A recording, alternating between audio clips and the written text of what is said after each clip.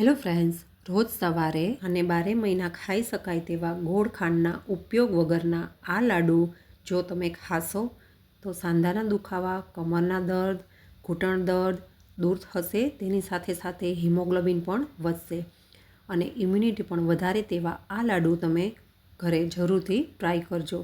અને જો મારી રેસીપી તમને સારી લાગતી હોય અને હજુ સુધી મારી ચેનલને સબસ્ક્રાઈબ ના કર્યું હોય તો મારી ચેનલને સબસ્ક્રાઈબ કરજો અને બાજુમાં આપેલા બેલ આઇકનને જરૂરથી દબાવજો એટલે નવી નવી રેસીપીના તમને નોટિફિકેશન મળી જાય। આ લાડુ બનાવવા માટે મેં અહીંયા 1 કિલો પોચો બી વગરનો ખજૂર લીધો છે। તેની સામે મેં 250 ગ્રામ જેટલું કાજુ બદામ પિસ્તા ડ્રાયફ્રૂટ લીધું છે। 3 ચમચી વોટરમેલન, પમ્પકિન અને સનફ્લાવર સીડ્સ લીધા છે। સૂકું જે કોપરું આવે છે તેને મેં છીણીને 1 કપ જેટલો લીધો છે। આ સૂકું કોપરું આપણે એકદમ તાજું જોઈને લેવાનું છે જેથી કરીને તેમાં તેલનો ભાગ વધારે હોય। પાચન શક્તિ સુધારે તેવા અને હાડકાને કેલ્શિયમ પૂરું પાડે તેવા પોપી સીડ્સ એટલે કે ખસખસ મેં 2 ચમચી લીધું છે। હવે આ બધી જ વસ્તુને આપણે શેકી લેવાની છે। સૌપ્રથમ એક કડાઈમાં ફક્ત 2 ચમચી ઘી નાખીને તેમાં બી દૂર કરીને તૈયાર કરેલો 1 કિલો ખજૂર આપણે આ રીતે ધીમા તાપે શેકી લેશું। 1 થી 1.5 મિનિટ થાય તરત જ આપણો ખજૂર આ રીતે એકદમ પોચો થઈ જશે। અહીંયા આપણે એકદમ પોચો અને સારી ક્વોલિટીનો ખજૂર લેવાનો છે જેથી કરીને આપણા લાડુ એકદમ સ્વાદિષ્ટ અને સારા બનીને તૈયાર થાય। આ રીતે શેકીને તૈયાર કરેલા ખજૂરને આપણે સાઈડ ઉપર મૂકીને ઠંડો થવા દઈશું। હવે આપણો ખજૂર ઠંડો થાય એટલી વારમાં તૈયાર કરેલું બધું ડ્રાયફ્રૂટ આપણે ચોપિંગ બોર્ડ પર અથવા તો આ રીતે પ્લેટફોર્મ પર મૂકીને એકદમ મીડિયમ સાઇઝનું આપણે ડ્રાયફ્રૂટ ચોપ કરી લેશું। અહીંયા મેં કાજુ બદામ અને પિસ્તા લીધા છે। તમે આમાં અખરોટ અને ખિસમિસ પણ લઈ શકો છો। ખિસમિસનો ઉપયોગ આપણે શેકીને કરવાનો છે। અહીંયા કાજુ બદામ પિસ્તાને આ રીતે મીડિયમ સાઇઝના મેં ચોપ કરીને તૈયાર કર્યા છે। હવે આ મીડિયમ ચોપ કરેલું ડ્રાયફ્રૂટ આપણે એક બાઉલમાં લઈ લઈશું। ત્યાર પછી તૈયાર કરેલા તરબૂચના બી, કોળાના બી અને સૂરજમુખીના બીને પણ આ જ રીતે આપણે મીડિયમ ચોપ કરી લેશું। આ લાડુમાં લીધેલા સીડ્સ આપણા ગટ માટે ખૂબ જ ગુણકારી અને કેલ્શિયમથી ભરપૂર છે। આંખોના તેજ વધારવા માટે, બાળકોને યાદશક્તિ વધારવા માટે આ સીડ્સનો આ લાડુમાં ચોક્કસથી ઉપયોગ કરવો જોઈએ। આ રીતે મેં મીડિયમ ચોપ કરીને બધું સીડ્સ આ રીતે તૈયાર કરી દીધું છે। ડ્રાયફ્રૂટ અને સીડ્સને આપણે મિક્સચરમાં એકદમ ઝીણો પાવડર નથી કરવાનો।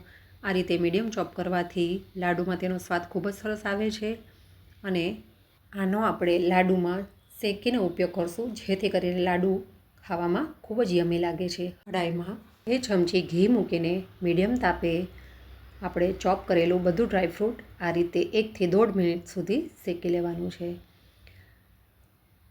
આ રીતે મીડિયમ તાપે શેકવાથી આપણું ડ્રાયફ્રૂટમાં રહેલું મોઇશ્ચર એકદમ ડ્રાય થઈ જશે અને લાડુમાં તેનો સ્વાદ ખૂબ જ સરસ આવે છે। જો આ લાડુમાં તમે સૂકી દ્રાક્ષનો ઉપયોગ કરો છો તો તેને ઘીમાં પહેલાં એકલી શેકી લેવાની છે જેથી કરીને તે ફૂલાઈ જશે અને ત્યાર પછી તેનો ઉપયોગ કરવાનો છે। હવે આપણું ડ્રાયફ્રૂટ ગોલ્ડન બ્રાઉન થઈ ગયું છે। 1 થી 1.5 મિનિટ મેં આ ડ્રાયફ્રૂટને શેક્યું છે। તેને હવે ઠંડા પડેલા ખજૂરમાં એડ કરી દઈશું। હવે વધેલા ઘીમાં જ આપણે ચોપ કરીને તૈયાર કરેલા સીડ્સને પણ આ રીતે 1 થી 1.5 મિનિટ સુધી શેકી લેશું। આ રીતે શેકીનો ઉપયોગ કરવાથી લાડુમાં સ્વાદ ખૂબ જ સારો આવે છે। આ લાડુમાં ડ્રાયફ્રૂટની સાથે આપણે સીડ્સનો પણ ઉપયોગ કર્યો છે એટલે સ્વાદ અને ગુણમાં આ લાડુ એકદમ જોરદાર બનીને તૈયાર થશે। તમે જોઈ શકો છો આપણા સીડ્સ એકદમ ગોલ્ડન બ્રાઉન તૈયાર થઈ ગયા છે। 1 થી 1.5 મિનિટ બાદ એને પણ આપણે આ રીતે વાસણમાં એડ કરી દઈશું। ત્યારબાદ આ રીતે આપણે શેકીને લીધેલી કડાઈમાં જ બિલકુલ ઘી વગર 2 ચમચી ખસખસ અને 1 કપ તૈયાર કરેલા કોપરાના ખમણને આપણે અડધીથી 1 જ મિનિટ સુધી આ રીતે ફેરવી દઈશું જેથી કરીને આ લાડુને આપણે લાંબો સમય સાચવી શકીશું અને શેકીને લીધેલી ખસખસ અને કોપરાનો સ્વાદ ખૂબ જ સારો આવે છે। કરિયાણાની દુકાનમાં જે તૈયાર ખમણનું બોરું મળતું હોય છે તેનો પણ તમે આ કોપરાના ખમણની જગ્યાએ ઉપયોગ કરી શકો છો. અહીંયા મેં કેરેલિયન સ્ટોરમાં જે તાજું સૂકું કોપરું મળતું હોય છે તેનું ખમણ મેં ઉપયોગમાં લીધું છે. આપણા ખસખસ અને કોપરાનું છીણ પણ હવે શેકાઈને તૈયાર છે, તો તેને પણ આપણે આ રીતે મોટા વાસણમાં લઈ લેશું. આ બધી વસ્તુને આપણે 2 થી 3 મિનિટ સુધી ઠંડી થવા દેવાની છે.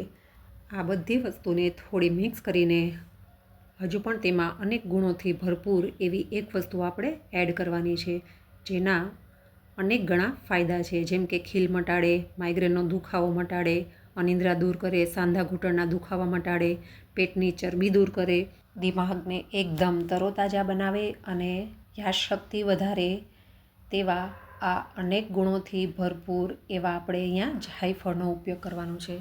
આ રીતે લીધેલી વસ્તુને આપણે થોડી મિક્સ કરીને છૂટી છૂટી આ રીતે ફેલાવી દેવાની છે. ત્યારબાદ એક જાયફળમાં થોડું ઓછું એવા જાયફળનો મેં અહીંયા છીણીની મદદથી આ રીતે ગ્રેટ કરીને લીધું છે. આ રીતે ગ્રેટ કરીને લીધેલા જાયફળનો સ્વાદ આ લાડુમાં સ્વાદ અને સુગંધ બંને બમણા કરી દેશે. ત્યારબાદ આપણે આ બધી જ વસ્તુને પ્રોપર મિક્સ કરી દેવાની છે. તમે જોઈ શકો છો કે આપણે લીધેલી બધી જ વસ્તુ ખૂબ જ ગુણકારી, વિટામિન, કેલ્શિયમ અને ન્યુટ્રિશનથી ભરપૂર એવો આ ખજૂર અને ડ્રાયફ્રૂટ લાડુ રોજ એક ખાવામાં આવે તો આ લાડુ તમને લોહીના ટકા વધારશે, ઇમ્યુનિટી બૂસ્ટ કરશે, કમર સાંધાના ઘૂંટણના દુખાવા પણ દૂર કરશે અને આ લાડુ ડાયાબિટીસવાળા પણ આરામથી ખાઈ શકે છે. રોજ સવારે એક લાડુ નાસ્તામાં ચોક્કસથી લેવો જોઈએ, જેથી કરીને તમને આખા દિવસનું કેલ્શિયમ ન્યુટ્રિશન આ એક જ લાડુમાંથી મળી જાય. હવે તૈયાર કરેલા આ મિશ્રણમાંથી આપણે બંને હાથની મદદથી મીડિયમ સાઇઝના ગોળ લાડુ આપણે તૈયાર કરી લેશું. તમે જોઈ શકો છો ડ્રાયફ્રૂટથી ભરપૂર, ન્યુટ્રિશનથી ભરપૂર આ લાડુ જોતાં જ મોઢામાં પાણી આવી જાય તેવા બનીને તૈયાર થાય છે. આ રીતે આપણે મીડિયમ સાઇઝના લાડુ બનાવીને આ લાડુને તમે 1 મહિના સુધી બહાર જ મૂકીને ખાવા માટે ઉપયોગમાં લઈ શકો છો. આ લાડુ ગુણોની સાથે સ્વાદમાં પણ ખૂબ જ યમી બનીને તૈયાર થાય છે. તો તમે પણ આ લાડુ ઘરે ચોક્કસથી ટ્રાય કરજો. 100 બીમારીઓને દૂર કરવાની તાકાત રાખતા આ લાડુ તમે પણ ઘરે જરૂરથી ટ્રાય કરજો. આ લાડુ એવા છે કે તમે 12 મહિના બનાવીને ખાવા માટે ઉપયોગમાં લઈ શકો છો.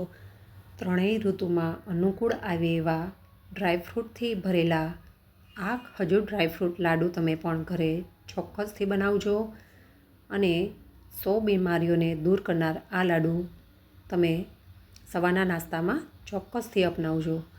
તો ફરી મળી એક નવી રેસીપી સાથે. જો તમને મારી રેસીપી સારી લાગતી હોય અને આવી અવનવી વાનગીઓ જોવા માગતા હોય તો મારી ચેનલને લાઈક કરજો, શેર કરજો અને સબસ્ક્રાઈબ કરજો. તો ફરી મળી એક નવી રેસીપી સાથે. Thank you for watching.